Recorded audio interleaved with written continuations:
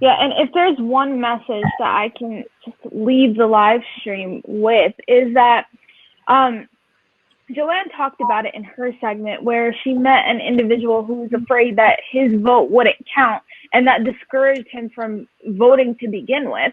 And I think that we hear a lot in whether that's in social media or ads or whatever you hear it in, that your vote is your voice, or your vote is important, and let your voice be heard. And I think that people have heard it so much that they're desensitized to the fact that their vote actually matters.